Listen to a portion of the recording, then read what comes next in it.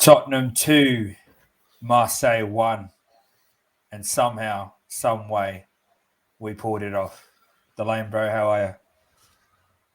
I am very, very shocked on how we pulled this off, but in a good way, I'm feeling fucking good. Yeah, I was quite adamant, and we all saw in the group chat that once we went down 1-0, I honestly thought it was game over. I I thought didn't it was think we'd be done. able to pull it back. I honestly thought that the way we were playing in the first half was disgusting. We just had hmm no answer. Marseille were all over us, just like Sporting was, just like Frankfurt was in Every the other first team, game. every other team has been Pretty like much that. every other team that's played us the last 2-3 weeks has been all over us. Newcastle, hmm United, you can go back to Arsenal, Sporting, Marseille, same shit, different game. hmm But yet again, are we the comeback team? Are we the comeback kings? Because we seem to be Uh, pulling it off. yeah, look, we can say we're the comeback kings, but then I just sit there and just go like, how the fuck do we do it?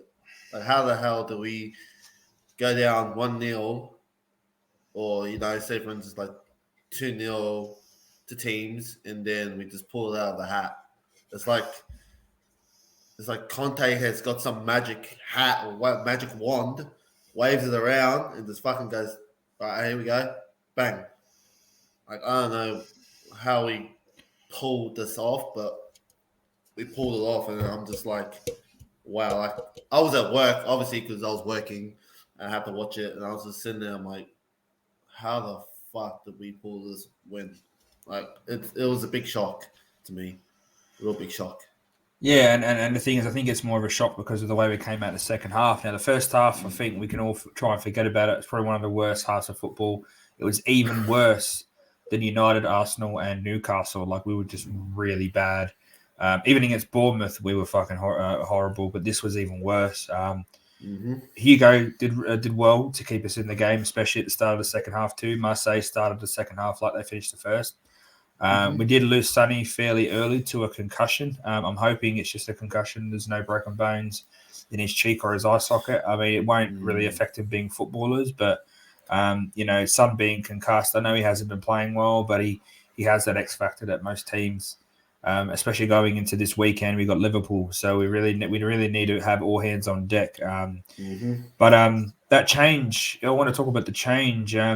Everyone thought the natural change would have been to go to a back 5-3-2 and then move Mora into the middle with Kane when Son came off and bring on Royal. But we had Perisic and Sessegnon on the pitch. So for me, it was smarter to bring Basuma. And I'm going to admit, Basuma really helped that midfield, especially after we started flowing in the second half. It really, really helped the midfield and he allowed Højbjerg And um, Benton, and Bentancur Bentancur push to up for. really start pushing up and really start creating. Mm. Nah, look, yeah, it really did help. Those second half changes, like we all know. As soon as he made that change to Royal, I was like, oh no, here we go. I think we all just sat there and went, "Why the fuck is he doing that?" Yeah, we sat there. I sat there. I'm like, are you fucking kidding me? He's not the game changer we need. He's not the player we need to come on. I was hoping he'll bring Hill. I thought Sonny was going to come off. I was like, oh yeah, sweet. Hill's going to come on. I thought Hill was No, going to have a I go. honestly thought it was more natural because Sun wasn't really doing much, so Hill might have been able to add that extra Yeah, creative going forward to start opening up Marseille early. yeah. Nah, look, yeah, I thought so too. But then, yeah, he brings on Basuma, which I think he did terrific. I think he absolutely had a. There was some. It wasn't. He didn't play great, but he did his work. He did his Yeah, he job. did his job. He did the job that allowed Højbjerg and Bentancur to really push up the pitch, and Yeah, it really exactly. showed. Like in the first half, Marseille were just on it, but when we come at the second half, as we started growing into the game with that change and the tactical, talk at halftime, you could really see that having Basuma there really allowed Højbjerg and Bentancur to start being a bit more creative, a bit more open with the play. Yeah, no, look, yeah, he did his job, which is what we asked for as Tottenham fans. We asked him to do his job, he did it. And then, they I gotta give props where look, as much as I hated that the change of Royal, I think he came on and actually changed it a bit too. I think he took he did look a bit lively. Like I'll give props where it's needed, and I'll give it to Royal. He did do his job. As much as we all say, "Oh fuck, he's not good enough" and all that, he actually stepped up in that game and knew that we were 1-0 down and said, "Look, I gotta try to get us back into this." And same with Mora. Everybody stepped up in the second half. I'll give them that. Yeah. They all stepped up. I know Conte couldn't have a word with them. He couldn't have nothing to do with them. But what's his name? Stellini. That's it.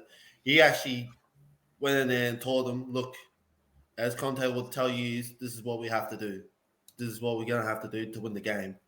And then coming out of that second half, we just were all kinds of blazing, and just I feel like we had more position in that second half. I feel like we were more threatening in the half. I like there was a couple of chances Marseille had, but like I think we just had more of a chances. Like I think we really wanted it, and which I think it's good. We showed that heart.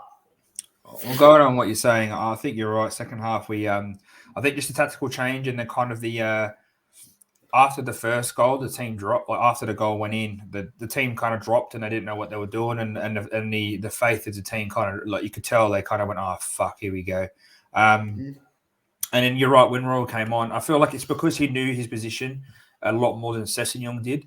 So it allowed the team to be a bit more confident on the right because Sess didn't really have a good game. Perisic had a good game, and we'll go to his set pieces. That was he crossed it to Lenglet. It was a beautiful cross, and I got to give it to Lenglet, right? And I want to mention Lenglet because we played what I thought we would play with Lenglet, Dyer, and Davies, and I know they scored, but I don't think the defense was too much at fault. It was a great goal. I think Lenglet in that position looks really good. I think he looks better than Dyer. He's more confident than Dyer. He looks more comfortable than Dyer. And I actually like Dyer on the right because he pushes up. He has that whip of a ball. There was a few times Dyer put the ball into the box when he shouldn't have, which was a bit annoying. But apart from that, we look kind of solid at the back. And I want to. There's one person that everyone says he gets too much praise and he's not been playing well, but Harry Kane. We don't win that if he's not playing. We don't win that if he doesn't win the free kick for the first goal. We don't win that if he has the nuance to win that ball and feed Højbjerg straight through for the second. He may not be playing very well. He may not be banging in goals or doing crossfield fucking assist to Son like he was doing last year and with Mourinho. But if you saw he fought in that game. His elbows were fucking bloody. He was taking the kicks. He was winning free kicks when he didn't need to, taking the ball into the corner. And the thing is, I got annoyed a little bit watching it because we didn't do the watch along. I woke up just in time for it, but I thought, you know what? I just really want to watch this game. 7 o'clock in the morning, just woke up. Had guys at my house anyway doing some stuff at my house. So I couldn't really do it without being interrupted. And just this, like, I was getting frustrated because we're like 88th minute and we're trying to stall the game. And I was like, fuck, just win it. But what Kane did, he bided his time. And when Marseille went for all out for the last 2 minutes, and it was Kane and the defender by himself, and that's when he won the ball and fed Højbjerg to score. He literally used all his brain power in terms of the striker role, and we don't win that game without Harry Kane.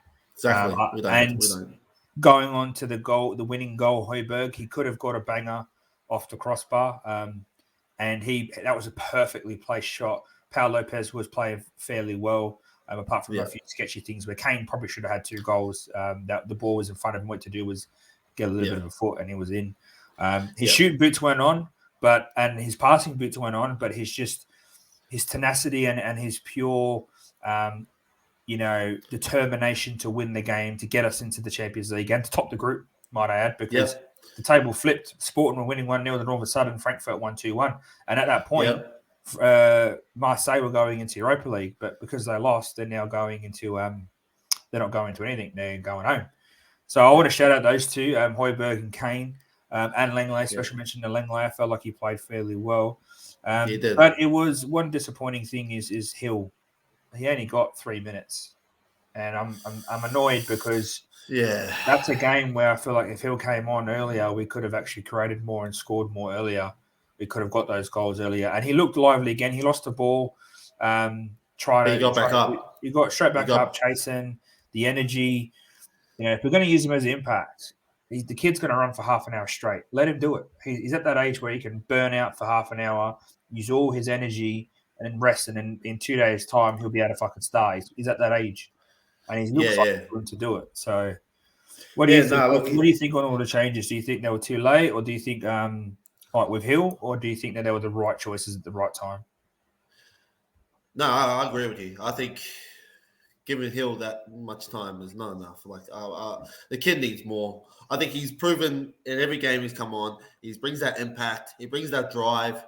If Sonny's off, you know he's going to come on and start, you know, fucking doing what he does, just pressuring, running the ball, running at players, and like it's gonna be harder for him now if Richie and Kulu come back. So now that's going to be even harder because you know what those two can do when they're on game. So it's once those two come back, it's going to be hard for him to try and get in the team. Now, if I was Conte, I would have used him in these games while Kulu and Richie are out. See what he can really do. And then, look, I think he'll just need a bit more time. I think he just, as much as we praise, say, look, we want him to start. We need him to start. Like, I feel like he's still missing that physicality game. Like, I think he still needs to put a bit more weight. Yeah, but I'm not hearing it because you've got players like Modric, players like David Silva, Mourinho, Matinho, Coutinho. They're all small. Yeah. They're all agile. Yeah. I think it's just he hasn't, like I said, it's not the physical, it's the maturity. He goes down a bit too easy and he hasn't learnt the trade. Like in Spain, he could skew everybody up and not worry about falling over because he's not going to get pushed that much. But in England, it's very physical. So, but you're not going to learn the game unless you play it. And he hasn't had many minutes where he can actually sit there and go toe-to-toe with a right back like Reece James, with a right back like Kieran Trippier, with a right back like even Ben White. You know, physical, they're going to be pushing him all game. They're up and down. They're going to be up and down that wing. They're going to be making him run, making him defend, asking him, "Come on, beat me on the outside, beat me on the inside." So you know what? I actually would love to see him, as much as everyone's probably going to hate it, but I'd love to see him go up against Trent. Now Trent hasn't been playing that well. That would be a confidence booster because I think he would turn Trent inside out. He would. Honestly, would. Trent has been off lately, and his performance hasn't been that great. He's been getting beaten by. They've kind of put Joe Gomez on that right side to protect him. But in saying that, as much as Trent isn't that good at defending, Hill isn't that great in defending either. So it can go the other way. Trent can absolutely burn the shit out of Hill and just do his crossfield crosses that he does to Robertson every time. So I think that's a 50-50 for me. Hill could rip him up, but then he also could. Trent could literally just tear him apart. Trent's that kind of player that. You know, I think he should be a right winger or a right mid at least. He's got the crossing ability. He like a Beckham. He's just a lot quicker. Don't ask him to defend or ask him to defend a little bit, but get a proper right back playing behind him, and Trent will do wonders. Like for me, for England, if you're going to play Harry Kane, I would love to see Trent and fucking Reece James on the right hand side because Reece can go back and forth and Trent can go forward constantly. It'll just create more mayhem. But we're not going on to England because the World Cup's not far away. But so overall team performance, I wasn't too happy. But we got away with the win. And at the end of the day, you can't complain about a win. Top of the group. We've done it the hard way, as we always do. Tottenham always does the hard way. Now we just got to wait. Easy way for us. We've got to wait for the seed. We might try and organise a live reaction to the seeding of the next round. I don't even know when the draw is. We've got to wait for games to finish tomorrow morning, Australian time, before we see what teams are going to be in the pools. But Yeah. Before we head off, bro, any more insight onto the game before we wrap it up? Yeah, look, there's been a couple of videos. I don't know if you've seen, but Conte in the stands was fucking jumping up and down. He was actually happy. He was excited, but then he was happy for that win. So look, props to Conte for being that little coach and being there. Just I know he couldn't give his word out to the players and all that. Like he wanted to. He was so passionate to do that, but obviously he's got to face that red card he got pulled off for them. And also, who else? Look, I think it wasn't a great performance, but the boys pulled it out of the hat. I think second game in a row we've done it too, so that shows a lot about the character of the players that we have.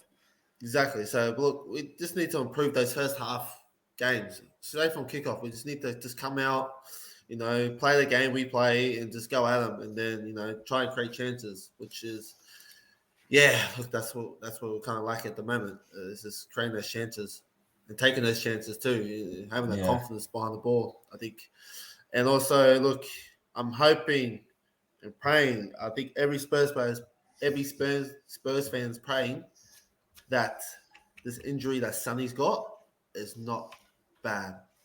Oh, I just think it'd be a concussion. I don't think it would be a proper injury. Even if it's a facial injury, you can just wear the mask. It's to me, it's not a worry. It's more a concussion thing. If he's back for Liverpool, I don't think he'll be back for Liverpool. But if there is anything underlying, it's going to be really hard for us because we've got no Kulu or Richarlison either. So it'll be really short up front. But on that note, we're going to wrap it up here, guys. So if you're watching, please like and subscribe to the channel. Hit the notification button when you can. If you want to hit all our other social medias, go into our About and the Linktree link. And we'll be keeping you up to date on that. Other than that, guys, thank you, Delane, for giving us your time. Appreciate everyone that's watching. And as we always say here at Total Oz Spurs, stay Spursy.